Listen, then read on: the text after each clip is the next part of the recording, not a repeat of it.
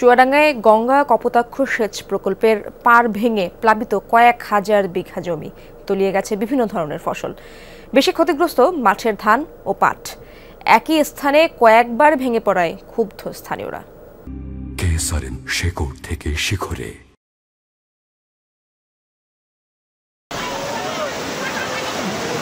বুধবার সন্ধ্যায় পানির প্রবল স্রোতে হঠাৎই ভেঙে পড়ে আলমডাঙ্গার কেদারনগর গ্রামের জিকে সেচ প্রকল্প পাড়ের একাংশ।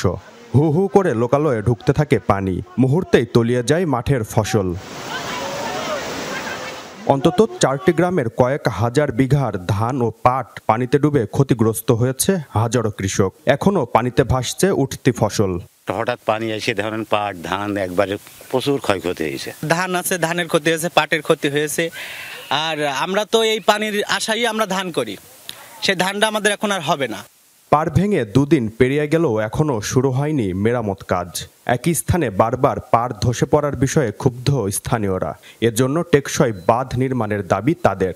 এখানে অনেকগুলা জাগ ছিল, পাটের জাগ ছিল, জাগগুলো একবারে নিয়ে চলে গেল। আর এর আগেও 3বার ভাঙছে, এই একই ঘটনা। যেভাবে বান্ধা হয় প্রতি বছরই প্রায় 2-1 বছর পর পরই ভাঙে।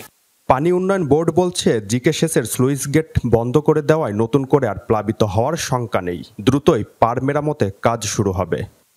অংশটা আমরা পরিদর্শন করলাম এবং এটি রিপেয়ারের জন্য আমরা প্রয়োজনীয় ব্যবস্থা নিচ্ছি এবং ঊর্ধ্বতন কর্তৃপক্ষকেও জানানো হয়েছে। আমরা অতি শীঘ্রই ব্যবস্থা নিব। জিকে সেচ প্রকল্পের আওতায় রয়েছে চুয়াডাঙ্গা সদর ও আলমডাঙ্গার অন্তত 8,000 হেক্টর ফসলি জমি। জিসান আহমেদ, যমুনা নিউজ, চুয়াডাঙ্গা।